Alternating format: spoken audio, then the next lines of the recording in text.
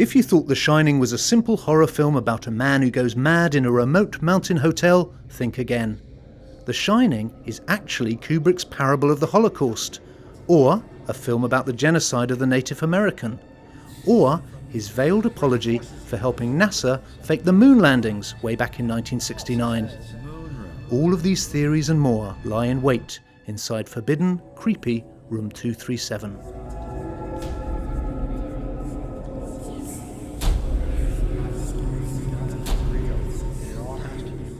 Catherine, there's some pretty lurid and convoluted theories coming out of this film. Were there any particularly that you bought?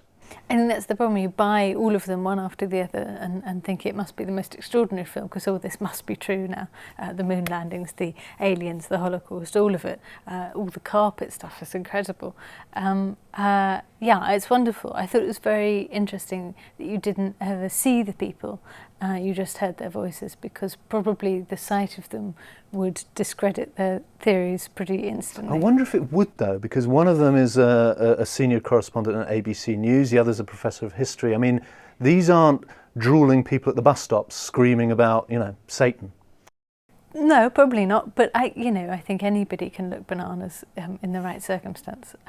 No, I do think the visual sort of, because you've not just got not the sight of them, you've got their theories being explained on screen, frame by frame by frame, and with meticulous diagrams, which it's like a PowerPoint presentation, and it's wonderful for that. And it's like the very best bits of doing a kind of close reading English degree. I loved it. I love the bit where at the end they play the film forward and backwards, so it's almost talking to itself.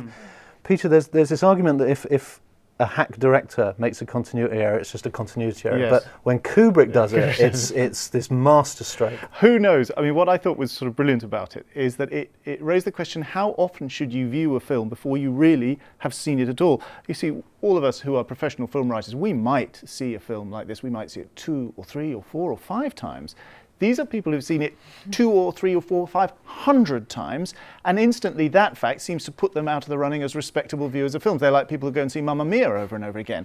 And yet maybe they are the only people who have seen everything Kubrick wanted us to see. They are the only people. I mean, the production designer, the art director, they have meticulously placed everything there. And maybe it is these obsessive fans who really have achieved a level of familiarity with the film which approximates that of the actual creator itself. And it's so great because it's Kubrick. I mean, you could say, well, you could do this with any film. Watch it over and over. But the great thing about this, and particularly The Shining, because as you say, it straddles 2 kind of stools. It's partly horror, it's partly arty, it's sort of muddled in, there are lots of things going on in it. It's just, and of course we know that Kubrick was such a detail obsessive, and so the idea everything is there. The idea that something could work subliminally on you, and you realise, no, I didn't see that. You're right, I didn't see that, and it was only if I watched it 157 times that I really would see it.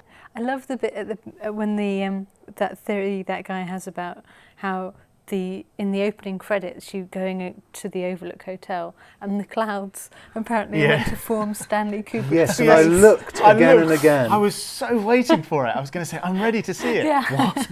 It's just sort of smiley face.